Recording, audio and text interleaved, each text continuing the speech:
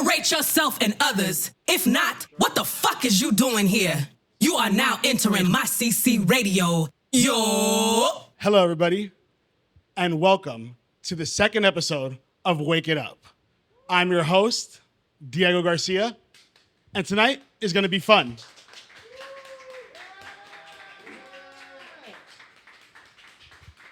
Now, last month, we talked about Love Island, and this month we got the not-so-juicy grand finale.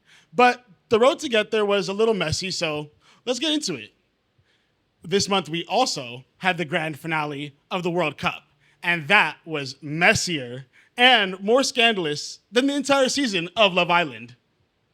Raven Simone has said that the Cheetah Girls are coming back, but this time only one quarter black.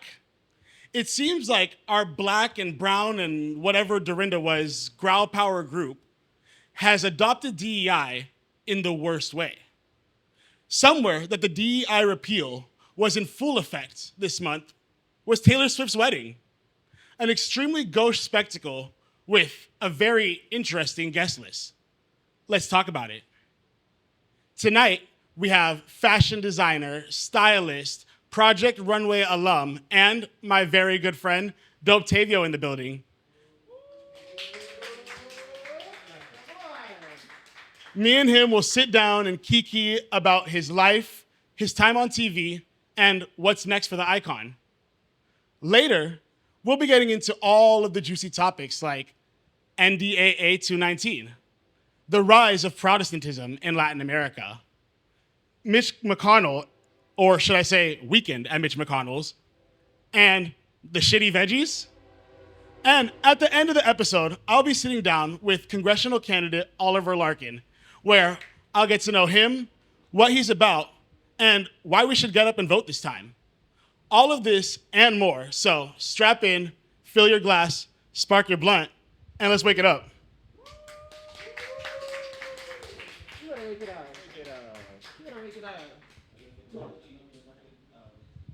All right, everybody. So to start it off today, I want to get into Love Island. And now I will say I was a little disappointed by the finale, so there's really not much to talk about. However, I want to give a congratulations to Bryce Detloff and Trinity Tatum, who won $100,000 on this. She is another black person that has won Love Island, which is, once again, one of the reality shows that has the most black winners. Very, very good for the community, very good to see, and very good to see this is it's like a influencer maker for black women, and I really, really love that, and I really enjoy that. However, like I said, I feel the finale was a bit lackluster, but we did get a couple good moments like leading up to it. And I feel like one of the best ones was the sit down with Melanie's mom. I think that was something that even if Melanie didn't hear it, a lot of people at home really needed to hear, because like, you could be so caught up in something and you're so blind to it, but it really just takes somebody, especially like your mom, to really sit you down and be like, this man is playing with you. This man that means nothing good for you, so why do you keep doing it? There are 100 other people that you haven't even given one chance to, so why does he keep getting more chances? And I think that was something that really stuck with a lot of people, and it was a really good moment in the show. So I just want to give a shout out to the rest of the cast, and it was overall a pretty good season. Could be better. There are things to change, but they had some issues with production throughout the show, so I understand it happens, and we'll see you guys next year on Love Island. And if you're looking for something new to watch now that Love Island is done and you want another 24-hour reality, check out Big Brother. The season is starting, so you know it starts a little bit slow, but I can already see the chaos happening. And if you're a Drag Race fan, you have Selena S. Titties on the cast, and if you are already watching, make sure you go and vote for Selena Jason to get the prize this week, because he gonna need it. Well, moving on, I would like to talk about the World Cup.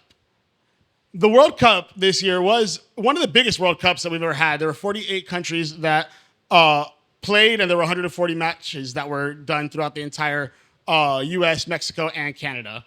Now, congratulations to Spain on their 1-0 win against Argentina. They won in overtime, and it was something that not a lot of people were expecting, but a lot of people were expecting, and not for the reasons that you think. I think something that really happened, and the reason that it was unexpected and kind of expected, was that this entire World Cup, it seemed like everything was put in place for Argentina to win. And this has started so much controversy all over the web. people are talking about the rigging of the World Cup, and they show the matches of the games and how the Argentina players play so aggressively and they never get called out on it. But if somebody does something to them, they immediately get carded, they get ejected from the game, and they get Argentina gets penalty kicks. It does seem a little ridiculous when you look at all the footage. So watching the World Cup, it was very much like, okay, are we watching football or are we watching a scripted show? So that was definitely something to think about. But on top of all of that discourse, it ended up bringing in other discourse, and that was a lot about racism in Latin American countries. There was a senator in Paraguay who went on a racist tirade against a French football player, and it just sparked a whole conversation about racism in Latin America and how it's very normalized within the culture. And then going from there, a light was shined onto the racism that happens in Argentina, and there became these big debates about, is Argentina a white country? Are there black Argentinians? Where are the indigenous Argentinians? And it became something that kind of like blowed out of proportion. And I feel like it got to the point where now people are saying that, oh, this is a manufactured, and there are people that are trying to make this happen and push this narrative to be against Argentina or to be against Messi. And I think maybe there could be a little bit of truth in that, but honestly, it just seems like people are reacting to what we're seeing in real time. There are a lot of problems with Argentines and racism, and it was shown very, very many times throughout this World Cup. You had Speed, who was constantly getting spat on and things thrown at him while he was just enjoying the World Cup, and it was because he wasn't supporting Argentina, and that was insane. And then you would just have other things like there's a lot of Argentinians that are in deep denial of the ethnic cleansing campaign that happened in Argentina. And I will admit that it wasn't an ethnic cleansing campaign that was extremely successful, because there are large populations of Afro-Argentines and large populations of indigenous Argentines, but there was an active campaign to get rid of those populations. Slaves and captured indigenous Argentines were conscripted into militaries during the War of Independence to fight. They were used as cannon fodder. The thing is, it didn't work because they ran away, they deserted, and so the population still managed to survive, but they were not intended to. There was a whole process of blanqueamiento throughout not just Argentina, but a lot of Latin America. And I think what that really did was, rather than really eliminating these populations, it just took the light away from these populations. And so right now, if you look at the census in Argentina, the data from 2022 shows that there's only a 0.7 Afro-Argentine population. And while visibly it looks like that could be true, it also just seems unlikely because of how much data manipulation happens within that to present this narrative that Argentina is a white European country. There's just a lot of issues with that, and once again, it just goes back to the culture of Argentina and the way that they see things and the way that they are with their colored communities. You have even just what happened in Miami, those Argentines that own Taco Rico that are like fighting for their lives right now because the West Canada location is being boycotted, and all the other Taco Ricos are also fighting for their lives because these owners decided to go on a racist tirade and it got put on only in Dade, and now everybody's on their neck because they're just being openly racist. And it's like, these are not always just some sort of campaign to get everybody mad at Argentina. Sometimes it really just is the consequences of your actions. So I think take everything with a grain of salt, but also when you see something in your face, you can't really deny it. Moving on, I want to talk about the new Cheetah Girls. And so Disney announced that the Cheetah Girls Next Gen is going to be coming out, and it's going to be with some of the original cast. It'll be based about Raven, or Galleria's daughter, and they'll be in South Africa, and she'll be making a new girl group to follow in the footsteps of her mother. Now, this seems like a really great idea because the Cheetah Girls were something that was super integral to a lot of Black and brown girls growing up. It gave them the opportunity to see themselves in pop stars and in the superstars, but in a very digestible way for children. Now, the problem is that in this new Next Gen, only one of the girls in the Cheetah Girls is Black, and the other three are not brown or Black. They are white Asian, white Latina, and just white. And so right there, it just kind of dilutes the whole messaging of the Cheetah Girls. These little girls that were able to see themselves in this group that are now grown, their daughters don't get that same privilege. They have to watch the old movie because their new movies are whitewashing them out of the entire process. And it's a trend that we see constantly in media. It seems like currently every show that you see will have your light-skinned Black girl, if there's any Black girl, in general. But other than that, the dark-skinned black girls aren't getting roles anymore that like they were before, and it's because there's this new kind of push for this new image of like mixing and ambiguity. But it really destroys what we once had, which was a lot of really good programming that was made everybody feel visible. And so I think it's just a general problem that we have in media right now that we really need to work on. Moving on, staying within the realm of media, I want to talk about something that I've been kind of nervous to talk about, and that's Zeus Network. So I will admit that Zeus Network is one of my guilty pleasures. Like I am a frequenter of Baddies Sunday. I understand the appeal. I understand why we love it, especially people that came from impoverished communities, people that came from lower economic status communities where things like that were not necessarily your everyday, but they were more normalized. And what I will say is that it is a fraction of reality for Black people, but that is not the monolith of Black people. That is not the end all be all of Black people. When you see these people acting up on Zeus Network, that is not all Black people. That is some Black people, and it's not even bad to show that. The problem is that when certain people see this content, the only thing that they are going to associate that with is with the entire Black community, and that in itself is a problem. And while I enjoy it, while I have like my rankings of the best fighters, I think it's also very important to just note that we have to be careful with what we consume and what we promote and how we navigate things like this, because we don't want this to be our face. We don't want this to be our face, but then we also don't want to hide it either. Like I said, it is our reality. So there's a little bit of nuance there, and it's definitely a conversation to be had. Now, something on white people's business that I want to get into was this extremely grand wedding of Taylor Swift. So she shut down New York City. Like there were people that were so upset because they couldn't even get to work because all the blocks around Madison Square Garden were completely shut down for this huge wedding. Somebody that likes to keep herself or likes to portray that she keeps her private life private had this giant spectacle with castles and all kinds of performances in the middle of New York City. And it was just interesting to see how much we celebrate white mediocrity.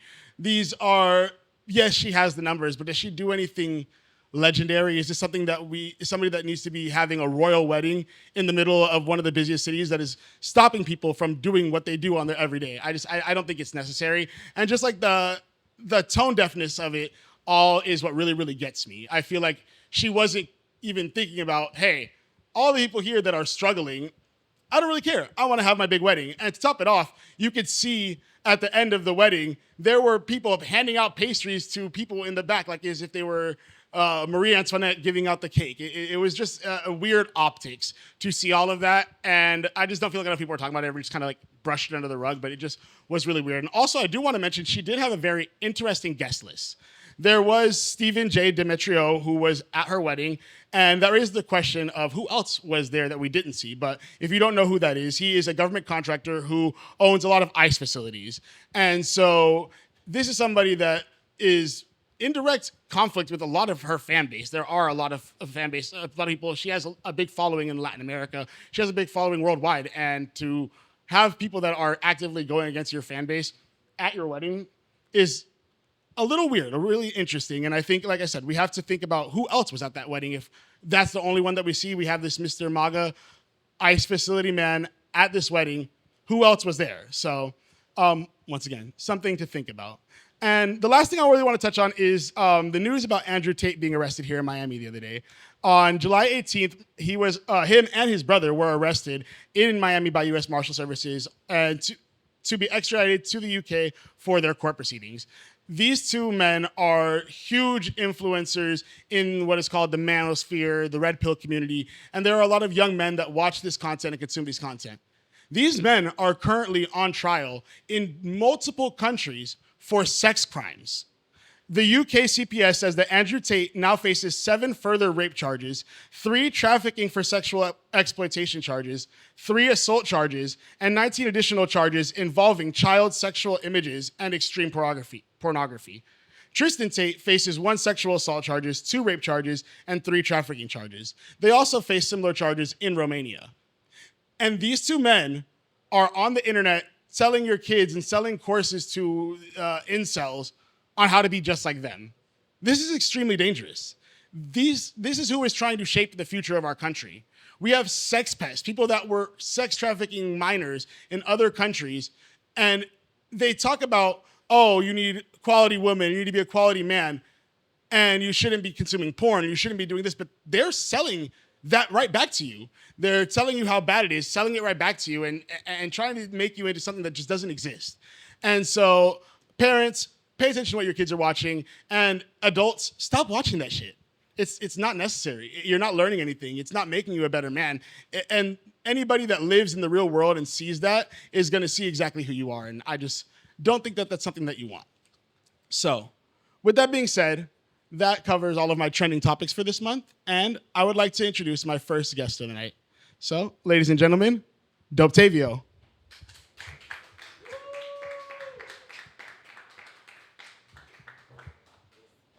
Hello. How are you? I'm like all caught up now. Yes. I didn't know what was going on in the world. I live in a bubble. Listen, I'm trying to wake it up. You just filled me in on everything. Gotta know. You gotta be in the know. It's very important. I'm like backstage. I'm like, that's deep. I'm telling you. I gotta catch up on some shows, some current events. Watch the news. Yeah. Watch the news, but make sure you know which news you're watching. That's also very important. All right. I'm going to text you before. Exactly. Give you the sources. Send me links. It's so good to have you on the show. I'm so excited to talk to you. I feel like I already know you very well, but I even have questions that I'm like, actually, I do want to know these things. Right. With that being said, let's get into it. Thank you. So, you have one of the most recognizable looks in fashion. You have the red mustache. You have the oversized silhouette. Were you always that kid when you were growing up? Yeah, I always stood out. My mom let me do whatever I wanted, like as far as painting my nails and dyeing my hair and, shopping in New York City, thrift shopping. Like, she just let me be me. Yeah. So I got to discover who I was, Yeah. And was it always red? It's been red for the past 10 years. Yeah. Yeah. Okay. And so your mom has been a huge influence in your life. And so what's something that she taught you that still shows up in your work today? I guess the one of the bigger messages in my work from my mom would be like that you can make something or anything out of something or something out of anything, whichever way that goes. Yeah, I think that's it. Like, and that goes with my life. It's not just my fashion. She was just like, just make the best out of any situation or most definitely. Yeah, and that's why I do a lot of like upcycling and non-conventional. Like, I'm like, oh, this is fabric. Materials. Exactly. Yeah. Everything is fabric. So, I as a kid, I always played with napkins and whatever. I had toys, but I wanted to create, and whatever it takes to create, then everything is material. I feel like I've seen your studio, and I very rarely see just a bunch of spools of fabric. There's just always all kinds of different materials. Yeah. I love it. It's like finding the method to the madness. Right. And so you got your first sewing machine around 12 or 13. Did you know immediately, like, this is my thing? Or were you trying to make outfits because nobody else had what you wanted? Well, I was a club kid during the 90s, so I would make my own stuff. That's why I got the machine in the first place. And then I was into watching fashion designers and stuff like that, so I kind of knew I was heading that way. I didn't know it was going to be my whole life, even though I've ventured out and did interior design and worked in retail and all this other stuff. But once you get on that pedal, I don't have a license, so I don't drive. Yeah. So the only pedal that I touch is actually the sewing machine. That's it. I love that. I love that. I'd be speeding and shit. Come on. So, like you said, you came up during the era of Limelight and Tunnel and Goth Nights, the ravers, the punk kids, and techno before you guys before heard techno. Yeah. So, what was the first night that really changed your life? I was 13 and I went to the Limelight, and it was by accident. We were in the city. My mom knew I was going to be in New York. I think I had to be back by like 1 or 2, and we weren't even planning on going there, but we ended up going. They let us in. I was fierce enough, I didn't pay. Come on. And I knew that I looked at my watch, I guess, or my beeper, And I was like, okay, I only have like 45 minutes here because I have to be on that bus back to Jersey. And I just soaked it all in. I didn't have a drink. I didn't smoke weed. I didn't do nothing. I just looked at fashion and club kids and who was hanging on that cage and the house music. And I was like, this is where I want to be. And I knew I felt like I belonged, especially, being let in the front. They didn't even know who I was. So I was like, I'll be back. And I think I didn't really become like a club kid until I was like 15. Yeah. Do you remember what you were wearing? No. I remember having a little tiny book bag, like a little suede book bag. That's it, like a little club kid book bag, but I don't remember what I had on. And so what about that scene made you feel so special? And like, was there anybody in the scene that you looked up to? Well, at first it was like acceptance. I never in my entire life have had a fake ID, so it was like it was always I was always mature. I guess I look older, even though I look back at those pictures, I'm like I look like a baby. I don't know. Honestly, I just soaked in all the fashion, all the people, all the different personalities, all the creativity. Because again, I was like, they would give me drink tickets, and I would get Maduri Sour, which is like the sweetest drink in the world. So I just soaked it in, and I think you can see some of those inspirations in what I do and how I dress. That you see the club kid influence. It's not always I'm pushing club kid. It's just there. Yeah. It's just like how you see New York, and how you see like I do a lot of the black and white. I mean, I can name a whole bunch of black and white that I saw as a kid. It's sewn into your fabrics. Literally, it is definitely is. Yeah. And so there was a lot of things about the club kid scene, but there were also a lot of dangers and a lot of death. Were you ever exposed to any of that, or did you have any experiences? I wasn't exposed to that. By the time I became a club kid, we were a little bit more polished. Okay. So we wore blazers and dress shirts and stuff like that. We weren't like so much like dressing up like little kids or anything. And by that time, we did see the Michael Alex and everybody just so high on drugs and like falling over their platforms that it just kind of like I wasn't turned on by that. Yeah. But I did know Angel, the one that got murdered. Yeah. I did know him because he lived in Jersey City or Union City, so he would jump on the same van that we would jump on from Jersey to go into New York. So I've tried on the wings and all that stuff. And actually, thinking of Halloween being in 3 weeks, I think I want to pay tribute to him and dress up as him for Halloween. Oh, that would be dope. I'm already planning that out. Yeah. I love that. I love that. And so, okay, now going from the club kids back then to the club now, do you think that today's club kids are actually taking risks, or are people dressing up for Instagram now? They're just dressing up for Instagram. I mean, the biggest risk back then was going out and having a good time. Yeah. Now it's like making sure that we got a picture. And I mean, although I have pictures and you'll see some of that stuff in the documentary, and I have VHSs that I handed over, we didn't have a phone, like we weren't paying attention to that. Yeah, I would pull out a camera. Like I always had a camera on me, so I always took pictures anyway, but it wasn't like the main thing. Yeah. And we communicated. I met like so many younger club kids that were around my age. I met older people. I met Vivacious in the club scenes at Tunnel. Dope. I mean, it goes way back. Yeah. That is so dope. Mm-hmm.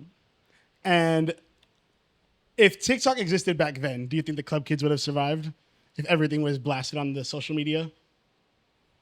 No, I don't even want to know about TikTok being around then. It was such a simple, fun, creative world and space. Yeah. Mm-hmm. And so you mentioned Vivacious, and drag and fashion have pretty much become inseparable at this point. Mm-hmm. And you've dressed many drag superstars. Yes. So has drag influenced your work, or has your work influenced drag? Well, my work has, there's always been drag in my work, and my brand is genderless, so it doesn't go to any gender specifically. I make pieces, I throw them out into the world. Whoever buys it, whoever wears it, it has its own life. Like it could be in a magazine, it could be in this. But I have been fortunate enough to dress some of the Drag Race girls, and actually they purchased from me. Yes. It's not like I've never made nothing custom for any drag queen. It's all been purchased, from my ready to wear. I love that. Yeah. You already got it done. We just got crystal meth. Yeah, I saw that. Yeah, I saw. She was on full on Club Kid, Valtavio. and she bought that at Patricia Fields. I didn't even know that she right. owned it. She bought 2 pieces because it was a dress and the puffer, and I love how she just wears it all together. Yeah. Plus, then she wears Adidas socks. Yeah. and it's so like you could tell it's so inspired by my world, and I love Exactly. that. I love that. Oh yeah, it's amazing to see your work translate like that. Like Yeah, that's, yeah, yeah. It's so Mhm. dope. It's so many people had seen that, and I was like, "Oh, that was my stuff." They were like, "What?" Everyone saw that interview. Yeah, it no, was exactly. good. Yeah. I love that. And so talking about everybody seeing your work. You were on TV. You did Project Runway. So tell me a little bit about your time on the show. It was right off of pandemic, so I always describe it as like if your parents were sending all of us to fashion camp. Okay. Because we weren't talking to nobody. We were in our houses, and so it was just fun. Like it was like I never saw it as a competition. I just saw it as fun. Yeah. I met a lot of friends. It was it was good. It was tiring. It was fun. I don't think I'd ever do it again. I'm sure that was probably the next question. Yeah. I think it's a once in a lifetime thing. Yeah. I don't know. I may get on it again, but no, I doubt it. It was fun. It was. But it's just not in your like galaxy right now. Yeah, I didn't really even have plans on being on Project Runway, but it just so happened. Yeah. Like, it just happened. And it happened at the right time. I feel like business slowed down during pandemic, and so I needed a lift me up, Yeah. And I think that's what pushed me to do it even more, Oh. So, yeah. Are you watching the current season? I'm not. I'm not. Okay. Mm-mm. No, makes sense. You I haven't? did watch last season because of Utica. Yeah. But I don't. It's just when I was on it, it was a reality show. Yeah. But I feel like it was still a little bit more serious. Yeah. Now it's more about the judges gags. and and what they're saying. I mean, I don't think I can put up with LaRoche talking to me like that Yeah. or describing my shit like that. 'Cause, You would go yeah, crazy. I gotta, I can describe her. Exactly. But yeah, I just find it to be like a little bit of a shit show. I hate that they leave it as a cliffhanger and you have to wait till the following episode to see who actually wins. I mean, it's so forced. Yeah. Yeah, and the fact that they're bringing in, these drag queens to come in, I just feel like they're just jumping on Whatever's popular. whatever's popular and whatever's going to get them more fans. Because I think, it was a rumor that I was on season 19. Season 20 ended up being All Stars. I heard that was supposed to be the last one. Yeah. And then all of a sudden they got picked up, but not by Bravo. They went to, wherever streaming stuff. So, Oh yeah. yeah. That makes sense. And so just to kind of end the TV part, if there was any other show that are there any other shows that you would be interested in doing? Like maybe not fashion related, but like Traders or Survivor or something like that. I wish I can act like in Law and Order or Yes. something. Like I want to be in a jail CSI. cell. Well, playing on. somebody Yeah, like yeah. that. Maybe playing somebody psycho. I don't know. This mustache needs to be used beyond fashion. Exactly. So I think playing a crazy, psychotic or something like type of character, I think I would want to do that. Yeah.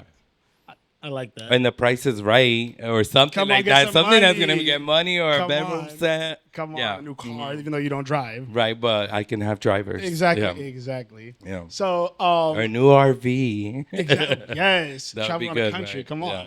So I want to know what brought you down to Miami. I got here in '04, so it was a long time ago. Even though I've moved back and forth to New York several times, I was just bored of being up there. I had just turned 25, and I was like, I'm moving to South Beach, and South Beach was still the shit. Yeah. And that's it. I had a great time. I was young. I didn't know anybody. I met a lot of friends that I'm still friends with today. I worked retail. I was in Levi's. I was the store manager there. And I stopped designing when I got here. Yeah. And then it wasn't until like later years I was doing interior design. And then I was just like, I have all this creativity. You just go back to what you love or whatever your passion is, I mean, you could put it aside, you have to pay the rent. Yeah. You have to pay some bills and you have to work to make shit happen, but never forget, your passions and stuff like that. 100%. And so do you feel like Now that you're moving back to New York, do you feel like it's because you have this light back into you and you want to? Well, push your I've been designs? wanting. I moved back from New York to Miami in 2019, right before the pandemic, Yeah. and then we were just stuck here. Then I did Project Runway, and then I've been here since. But I was just waiting for my time with my dogs Oh, yeah. to be done, and then I just put my apartment up for sale, and I sold it, and I'm on my way to New York. And On I'm your way excited. back home. I'm excited. I'm excited about this new chapter in my life. Yeah. Yes, I love that. Okay, so we're winding down to the end of the interview, so I want to go into a couple like fun and culture-y conversations. So I want to talk Madonna because you have you talked about seeing John Paul Gaultier's work with Madonna and it changed your life. So Yeah. how do you feel about the new album? I love the new album. I love the visual, like the whatever big long 13-minute video that she did. I'm just not crazy about the fashion. Okay. You know, like I don't like it. It's not giving what you want. The lingerie, no.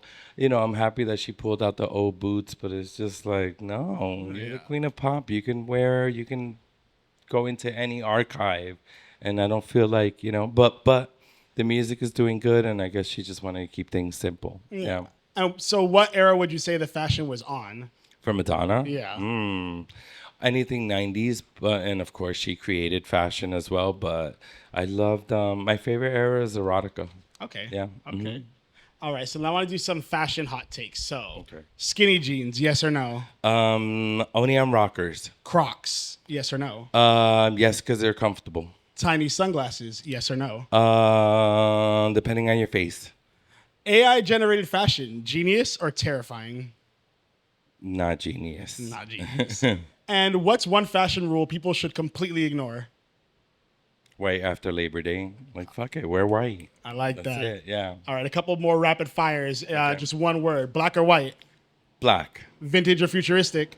Vintage. Leather or denim? Leather. Sewing or sketching?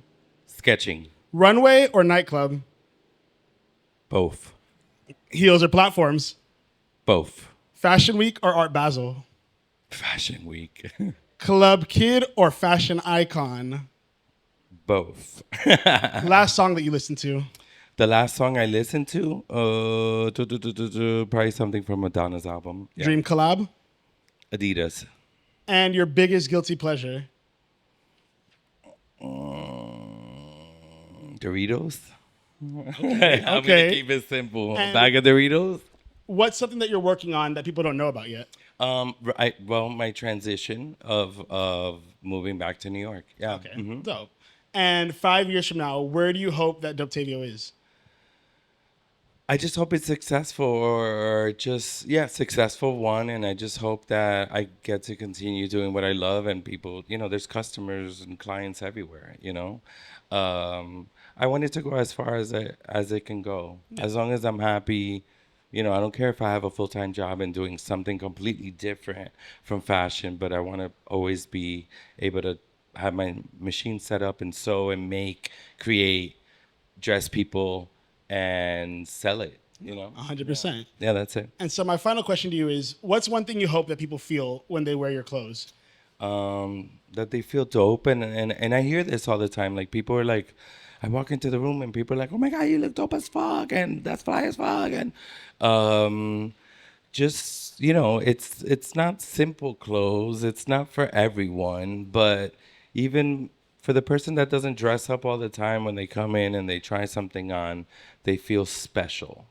And as long as you feel special, that's it, Anything goes. I mean, there's times that I get pictures of a client wearing something and they wore the wrong shoes, but that's in my eyes. But who cares? Yeah. As long as they were turning it, Yeah. So that's my only thing. I love that. Yeah. Is there anything else you want to share before we get out of here? No, I'm still in transition. I'm not dropping no new drops.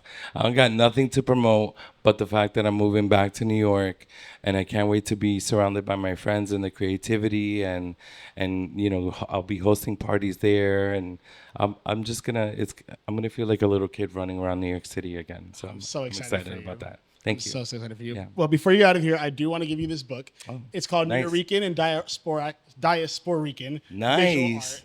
Art. It's a photo essay book. It's like an anthology, and it just goes over different artists and art pieces that kind of shape the Nuyorican and Diasporican. I love this. I love this. You know why? Because it's very thoughtful. Yes. Because Yes. I'm Nuyorican. Nuyorican, Yeah, exactly. yeah. I love my Nuyorican. Yeah, thank you. All right, dope. Thank you so I love much you. for coming Thank on you the for show. I love you having me. too.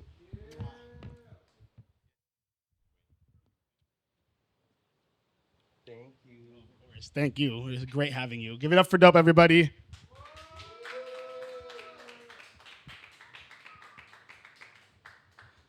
All right, guys. So now I want to get into the little heavier topics. And so to start, once again, I would like to start with an update on the Venezuelan earthquake. So Reuters has reported there have been 3,811 deaths on July 8th, and now the death toll has reached a possible over 5,500 people. There is estimated damage in over $20 billion, and there are nearly 30,000 people still missing.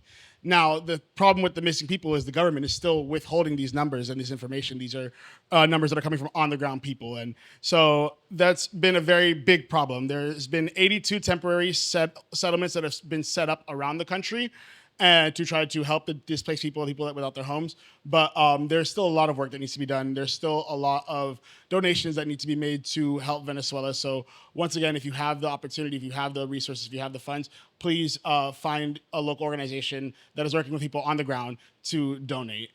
Before I move on, I would like to note that there has been a recent report from the New York Times that currently Marco Rubio is the de facto leader of Venezuela. Marco Rubio has been running Venezuela from Washington, and he controls finances, resource distribution, domestically and internally, and pretty much the entire government, as reported by several officials in Caracas. He invited Israel back into the fold after 17 years of being removed from Venezuela and is working to put an embassy in Jerusalem. And he has been handling the entire situation of the earthquake from the beginning. So it is very important to note who is moving and shaking in Venezuela and why things are how they are. So definitely something to note about the problem in Venezuela. But once again, if you have the resources, if you can, please make your donations because people there, they need it. Something else in the region that I would like to talk about is the rise of Protestantism in Latin America. So Pew's 2024 survey work published in 2026 found that Catholicism, which was at one point, Latin America had 40% of the world's Catholics within it. But Catholicism has had a sharp decline over the past decade in 6 major Latin American countries, while the religiously unaffiliated grew and Protestant shares stayed significant, especially in Brazil. So what this is meaning is that there are a lot of people in Latin America that are currently converting from Catholicism to American Protestantism, and it's kind of reshaping the entire political landscape of Latin America. Converting to American Protestantism brings a lot of values and morals that align much more with the authoritarian right. And so there definitely is a big reason why there are so many missions and so many evangelicals going to Latin America to push these converts because they want to have that control. They want to have that right-wing control in the region. Now, a big problem with this that also happened is that it is erasing a lot of root cultures from these regions. If you don't know, Catholicism is a religion that was used to mask a lot of root religions, such as Candomblé, Ifa, Santeria, Lukumi. They use Catholicism to hide a lot of their religious relics and practices because Catholicism is a lot more ritualistic. So moving away from Catholicism moves these people away from their root indigenous African practices. And that is something that is to be noted because it's important that we keep these things alive. And the more that they try to remove them, the worse things are going to get. And that's actually something that me and one of my really good friends, Danielle Roberts, we will be talking about in the next episode when we go into our deconstruction of Christianity and Abrahamic religion. So with that being said, I will be leaving that off and coming back to that at the next episode. Next thing I want to talk about is the Cyclosporiasis outbreak that has been happening currently in this country. So the CDC has reported that 4,173 laboratory confirmed cases and more than 7,400 additional cases under investigation across 41 states since May 1st of this Cyclospora outbreak. And the outbreak comes from Taylor Farms iceberg lettuce, allegedly.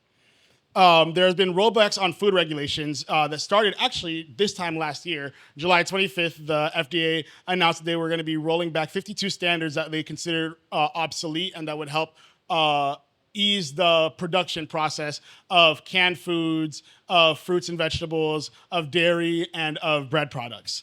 And since then, we have had recalls on the iceberg lettuce for the Cyclospora.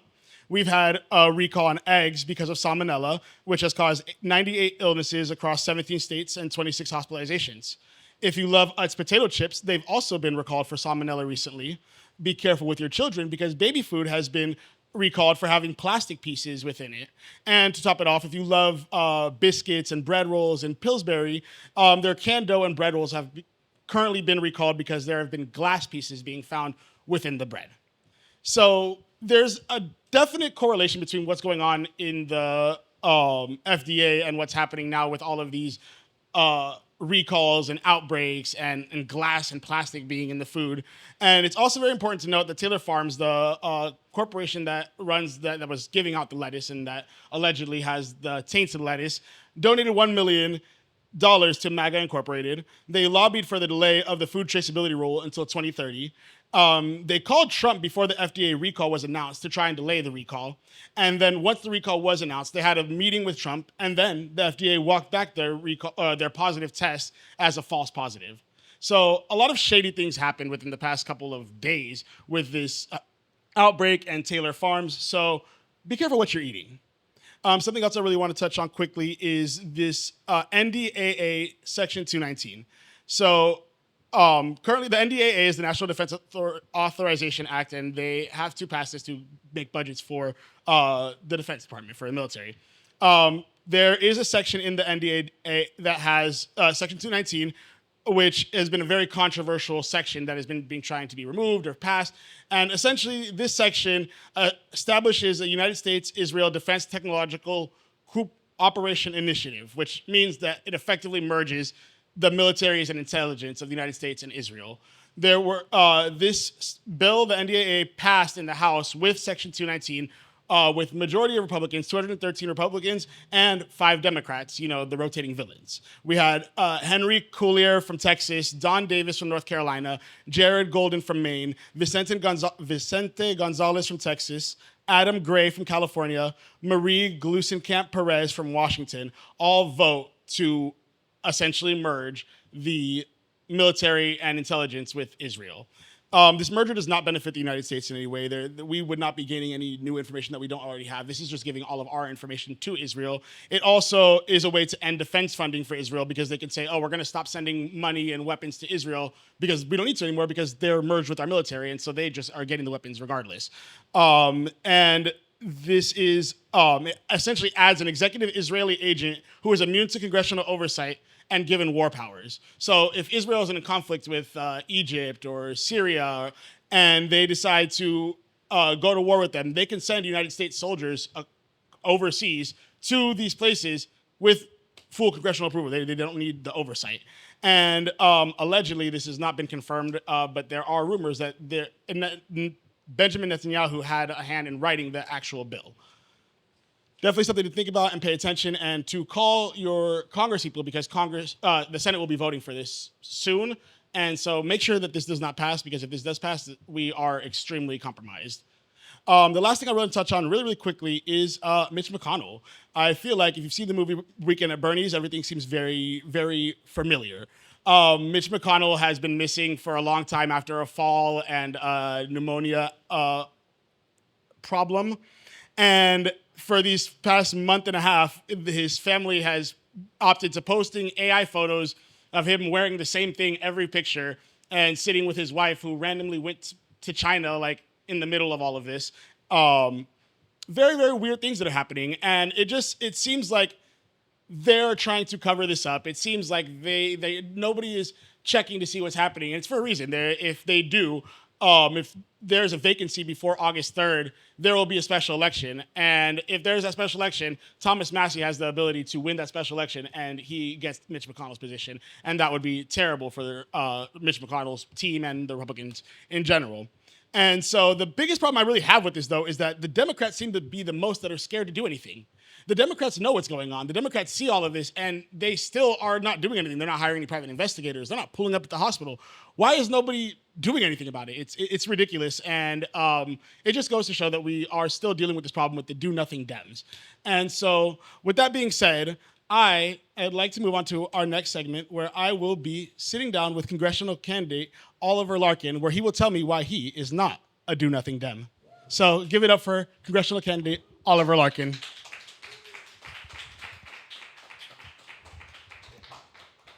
Hello, it's so great to meet you. Great to meet you, Diego. All right, welcome to my CC Radio. Thanks for having me on. Of course, it is great. It's such a pleasure. I'm very excited to be sitting down and talking with you. So let's get into it.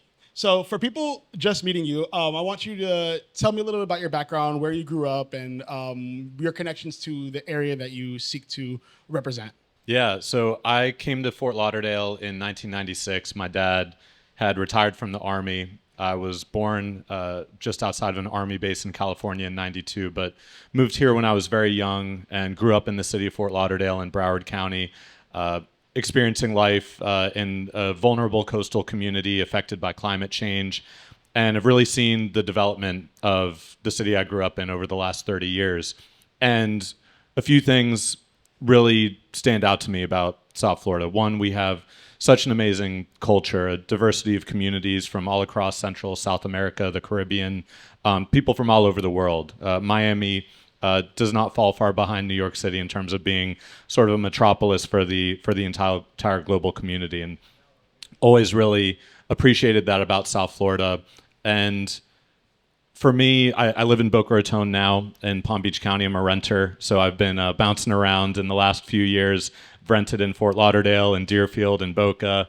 And I think I'm just someone who decided to run for office, having seen the way that the cost of living and just our aspirations of the American dream in South Florida are getting so hard to achieve. And really, for me, climate was the path that took me into organizing as a high schooler for then Senator Obama when he was running for president in 2008. Really connected deeply with his message on sort of the transformative change. We were experiencing the Great Recession when I was in high school, and when I heard him speak, I knew that I was more on the left and that I believed in a more progressive vision for this country.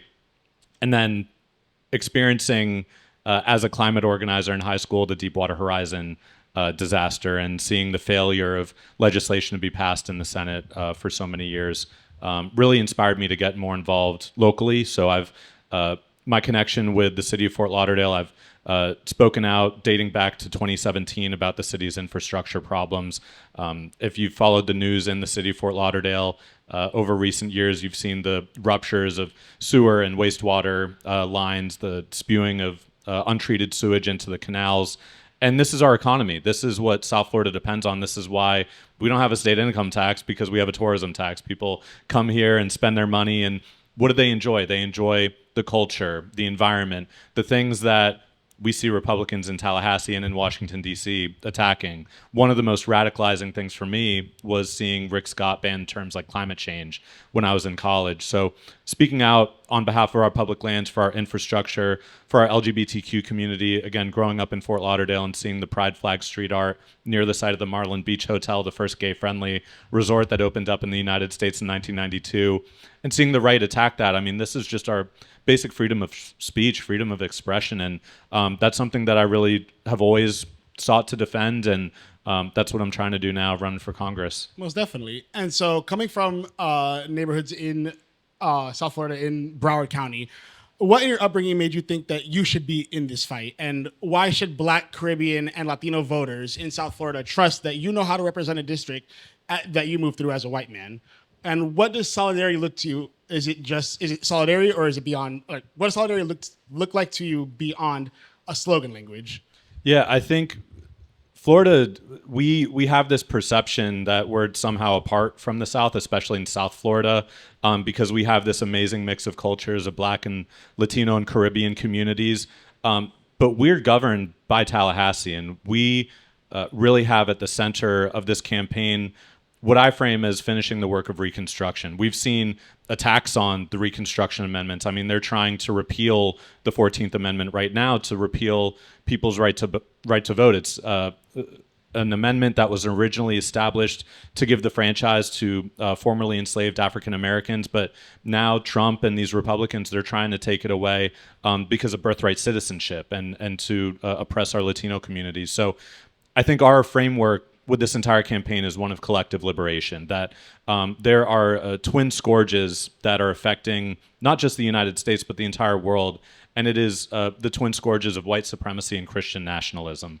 And we see that emanate with Islamophobia, with anti-Blackness, with anti-queer attacks, with anti-Semitism. It all emanates from one racial and religious domineering culture that Donald Trump and Stephen Miller and Pete Hegseth and all of their allies, they're really trying to insert. And so I'm very cognizant of my position as a white cishet man that is running to represent one of the most diverse communities in the country. So for me, solidarity is a big part of it, but it's not just solidarity. It's having people in our campaign leadership that come from these communities that are directly informing what we're doing. And I think a great example is we're going to be having a forum, not quite sure if it's going to be a debate if Jared Moskowitz shows up tomorrow, but with the Broward and Miami-Dade Democratic Black Caucuses.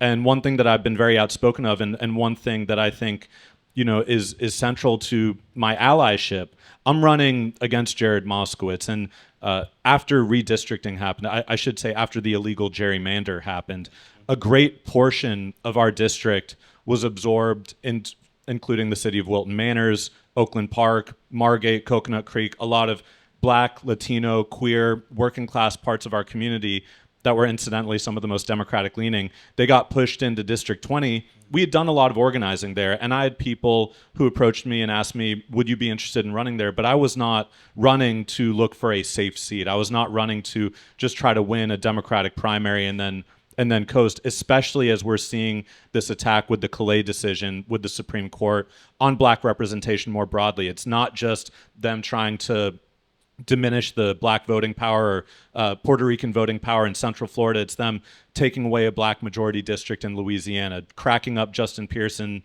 where he's running in the city of Memphis into 3 districts. So I made a conscious decision that I'm not just going to go towards the path of least resistance and all of a sudden take what I was originally running on of against a conservative Republican and then say, actually, I'm just looking for the path of least resistance.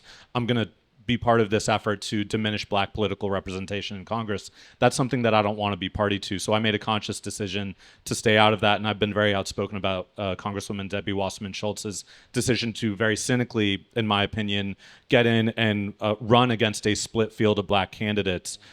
So I think the community can trust me because I've been outspoken in ways that don't benefit me personally. If I could avoid picking a fight with another incumbent South Florida Democrat, that might have been the prudent thing to do, but it's not the moral or just thing to do. And this is about changing the political dynamic in South Florida more broadly, not just to get me elected, but to say, who are we as the Democratic Party, as progressives, who are we centering, who are we bringing to the table, who are we fighting for? And I think the cynicism of just looking for the path of least resistance that we see from some other Democrats has really been quite harmful, and I'm pushing back against that. I really love that. I really love to hear, because it's something that I feel like a lot of times when you have people that are trying to represent a community that they're not a part of, they do it in ways that are going to benefit them, and they always try to their messaging is always in ways that are going to benefit them. So knowing that you do these things that are not benefiting you is something definitely to note. So thank you for that. So moving a little bit into more music, I know that your wife is somebody that music plays a really big role in her life. You guys married in 2022, and she's a child of Latino immigrants, so I see where you have that connection as well. But also, she's a vinyl collector and she's a musical storyteller. And so, how much of a role does music play in you guys' life, and how does that play into you as a politician, especially in Miami, where music and art is such an important thing to all of the cultures down here? Yeah, music is a tremendous part. And after I worked on the Bernie Sanders campaign, I moved to Washington, D.C., and I think people have this perception of D.C. as like Capitol Hill and people in suits like the one I'm wearing right now. But there's an amazing music culture. D.C. is also an immigrant community. It's a global city with people from all over the world. So the house music scene there, the club scene is absolutely fabulous. And my wife, growing up in the DMV, she's the proud daughter of Nicaraguan immigrants who came to the U.S. in the 80s. And she would be going to all of the shows in Washington. So I think there's something so powerful about the communal nature of being in a place together and experiencing music together and experiencing culture. And music is really one of the most important forms of political expression in the world. And when I've been to shows, like I saw Run the Jewels a few years ago at the Fillmore over on Miami Beach, when we see bands like Hozier playing in West Palm Beach, speaking out against the genocide. I mean, music has always been, and my wife has been on a Pink Floyd kick recently. And Roger Waters, of course, has been one of the preeminent voices for social justice and for Palestinian liberation and many other causes for so many years. And I mean, that's something that the right is never going to be able to replicate. They're never going to be able to be as cool and as expressionistic as progressives are, because I think we really understand. And if we look back at history, large parts of the New Deal were supporting the arts and theater and music and cultural projects, because there is a benefit to these, and this kind of anti-DEI, the attacks on affirmative action, I think have been really coupled with attacks on the arts, literature, history. There's this whole other side of academia that really has the thumb on it right now, when you've got people like Elon Musk who are like, only science, technology, engineering, and math, those are the only things that produce any economic benefit. But there's so much else out there, and I think we've seen these attacks with the Stop Woke Act that was just struck down in higher court, that was repressing higher educators' ability to practice freedom of speech. And I see music and the arts as really intrinsically tied in with that effort. So yeah, the Fillmore, been to 3 Points here for many occasions. Love house music. I've seen Bad Bunny, at Hard Rock Stadium and Casilla Center, or whatever they're calling it now. We went to El Choli during his residency in Puerto Rico. So I mean, music is such a huge part of our lives, and I think both pre-pandemic and post-pandemic, finding these communal spaces in a world of increasing social alienation and isolation is something that really brings you closer to your community. And it's just fun. I mean, I love music. I was really appreciating Zoran Mamdani was interviewed by Rolling Stone and asked about Casey Musgraves, and he said he's still listening to Slow Burn. And Casey Musgraves was my number one played Apple Music in the month of May. So yeah, so music's a fantastic outlet, and just something my wife and I both really enjoy. And with her vinyl collecting at Lady of Guadalupe, if folks want a quick IG plug for the wifey. I love that. And so when I think about music and when I think about art, especially here in Miami, I think one of the biggest dangers that we have to art right now is AI. AI threatens so much when it comes to artistic ownership, creativity, and the dangers of generative AI, and where are they sourcing these AI songs and these AI pictures from. And so, as somebody that is so protective of the arts and the music, what do you think needs to be done about AI and artistic ownership, and how can Congress do something to regulate this? Yeah, that's a great question. And I think my background also is a labor organizer. I organized my workplace with the News Guild, Communication Workers of America in 2018. And what immediately comes to mind when you brought that up is the Writers Guild strike that occurred in 2023 or 2024. And that was largely centered around these major Hollywood studios that wanted to insert AI more and more into the workflow and the production of film, of television. And AI is ultimately, it's always derivative of someone's personal creativity upstream. AI is all downstream of whether it's coding, whether it's art, whether it's music, whether it's drawing or painting.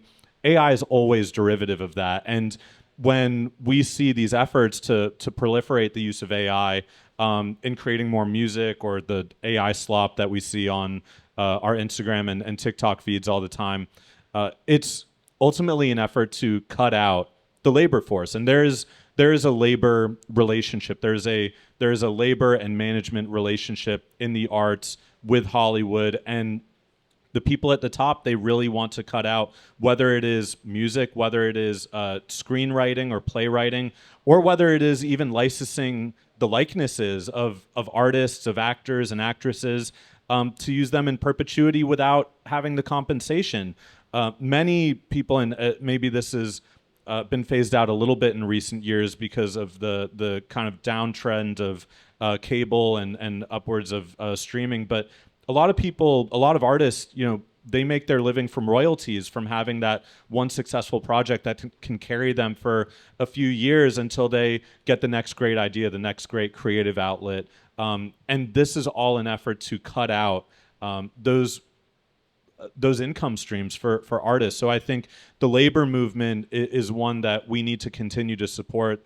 The Writers Guild members, all different kinds of unions that are organizing, because that leverage exists regardless of who is in power in Congress. But in Congress, there are a few things that I would want to do. I would support the moratorium on the construction of new AI data centers. We're seeing just so much bad faith attacks, really with political propaganda as well. We saw it from Andrew Cuomo's campaign attacking Zohran Mamdani. We've seen Republicans use AI to go after James Tallarico in Texas, and really manipulating their likeness and image to, and I think there's even been something even more crazy that I saw in the last few days that's escaping me. But so we need a moratorium on these AI data centers, and we also need, there may be some application, some practical application of 100%. AI, but it cannot be used to completely wipe out entire sectors of the job market, of the labor force. Jobs need to be protected, and people's livelihoods, especially absent. You don't see the people pushing AI, pushing for universal basic income or expanding Social Security. Exactly. So we need to protect these jobs and understand what the relationship is between AI and what someone's individual creativity was that allowed for that AI to be generated in the first place. Most definitely. All right, as we're running down on time, I just have a couple more questions that I want to get into very quickly. And so one of them is affordability. I feel like that is something that we are dealing with really, really badly here in Florida. There are so many problems, from the cost of living versus wages, the rental and housing issues, the millions of vacant properties in Florida that just go and raise the other rental rates, the problems with private equity buying out all of the businesses and destroying them. So what can you do to help with all this affordability? What can you do to help move us past these problems that we've been having for decades at this point? Yeah, and this has been a snowball that's turned into an avalanche, because the Miami metropolitan area just surpassed New York City's metro as more expensive to live in. And we don't have New York wages here in South Florida. We have Republican 30 years of rule in Tallahassee wages. So it has never been harder to get by as a South Floridian. And we see Tallahassee and Ron DeSantis cutting Tri-Rail by nearly $30 million when there was record ridership for Tri-Rail last year. One of the most affordable options for people to get around, especially when it's never been more expensive to own or lease a car. So there are a few things that I would seek to do immediately. Healthcare costs are absolutely out of control. We saw $1 trillion cut in Medicaid from the One Big Beautiful Bill last year.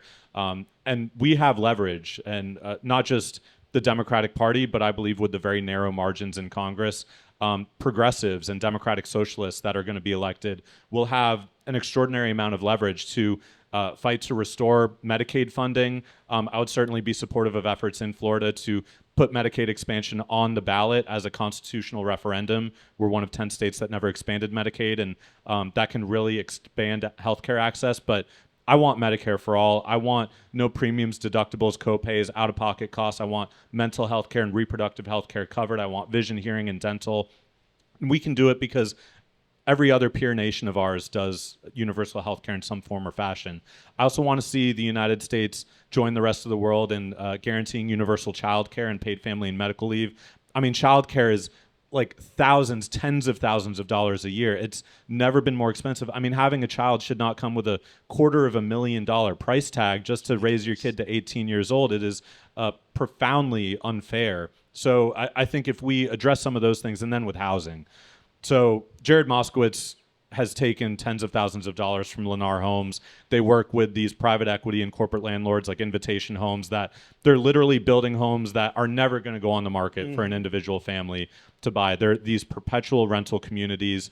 If you look at Lennar's top recipients of campaign donations in 2024, it was Jared Moskowitz's PAC, and the National Republican Congressional Committee, if that tells you anything about where our incumbent congressman's priorities lie. He also privately consulted for them, making millions of dollars in between his appointments by Governor DeSantis. So I think we need to take on private equity and corporate landlords. What we can do there is change the tax incentive structure so that if you have homes that are sitting vacant, that should not be a profitable enterprise for private equity groups like BlackRock that are buying up so much affordable housing inventory.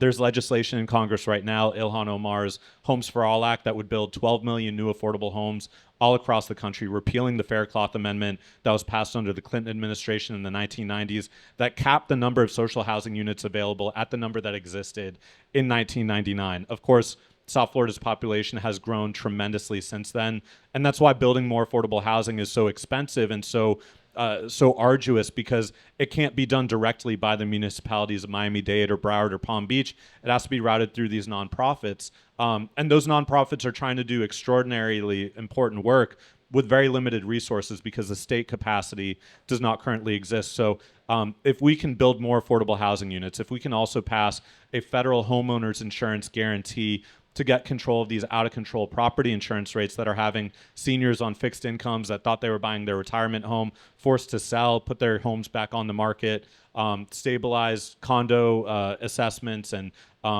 these fees that are being levied on people who have just, they live in a condo building that hasn't been updated in 40 or 50 years, and post-Surfside, that's creating an enormous economic burden. So all of these costs, property insurance, whether it's for a landlord, it gets passed on to renters. With the condos, it leads to this game of hot potato where people can't sell, but they also can't afford to buy because of the rate of these assessments. So I think there's a multi-pronged approach that we need to take. Homes for All Act, putting some stronger tax incentives in place to disincentivize the corporate and Wall Street ownership. I think that can bring down the cost of housing to a degree. And we also need to just build way more public transportation, build communities where you don't need to, live an hour from where you work, which is increasingly happening in South Florida with gentrification and people being pushed further and further out. So those are some of the things I would do to really lower the cost of housing and have workforce housing, not market rate housing, because the market rate is not going to meet the needs of working class people. So we need workforce housing where people are spending maybe a quarter of their income, not 50, 60%, which is ridiculous. 100%. And so just to kind of wrap everything up and give you my final question, I just want to know, how do you build a movement serious enough to fight on environment, immigration, and labor without centering your own ego in it? If you lose this primary, what do you want to have force in the conversation that wasn't there before you ran? And what will you do to continue your work? I've always said from the start of this campaign, it only goes as far as the next person who's willing to spread the word. I'm just a person who decided to run. This is my first campaign for office. I did not aspire to be a politician. I never even ran for the student council. This was not something that I thought I was going to do, but I care so deeply about South Florida that I felt a need, especially after Congressman Moskowitz was unopposed in the Democratic primary in 2024, to step forward. What we're building in our race and with our DSA chapters, I'm a proud member of Broward DSA. I've got the the pin right here, proud Democratic Socialist. So with Miami and Broward and Palm Beach, and as well as DSA members from Gainesville and Orlando and Tampa and St. Petersburg, who all came down yesterday. We had a canvas with about 70 people. We knocked on like 2,500 doors. It was the biggest single day canvassing event of the campaign. And that's going to endure. No matter what happens in this primary, I do feel very good about winning on August 18th. And I think that if we win on August 18th and then win in November, it is going to change the calculus for the entire country, because everyone says that you cannot run as a Democratic Socialist or with these progressive values in these quote-unquote purple districts. But non-party affiliated voters, independent voters, they're not looking for you to go right down the middle. They're sick of the corporate establishment in both parties, the congressional stock trading, the corruption that persists in both parties. And so I think what we're building is going to endure, and it's going to pave the way for progressives and DSA candidates to run for city and county commissions, for state legislature, for the state house, for the state senate. These are positions for the school board, as we see the massive cuts made in Broward County Public Schools and others. I think that what we're building and training the next generation of organizers and political leaders for our community is going to endure and persist beyond just one single campaign. And it's never just been about one single campaign. I want to see a progressive movement in South Florida like we see in other parts of the country, like New York City, because we need it here. And we know that this is where the people are, regardless of how they might self-identify in terms of party preference. People understand that we want universal health care, that one wage should be enough to get by. These are universal values, and I feel very proud of what we're building, and I could not do it without every other person that's supporting this campaign. So it truly is not about me. It would go nowhere if it was just about me. It's about the movement we're building for South Florida, and that's something I'm very excited about. I love that. Well, thank you so much for coming on the show, Oliver Larkin. Before you leave, I do want to give you this book. It is called You Are Your Best Thing. And it is essentially a book about how to step into leadership without losing yourself in ego. A lot of times when you have even progressives, you can even say it about Obama, when you get into a position of power, power can corrupt and power can make you lose yourself. And so this book is about how to not lose yourself. And it's a collection of different Black stories along those same lines. So I hope you take a look at it and you enjoy it. And I hope that you do win and you use the advice to be the best you. Thank you so much for having me on, Once again, Diego. thank you so much for coming. It was great to meet you.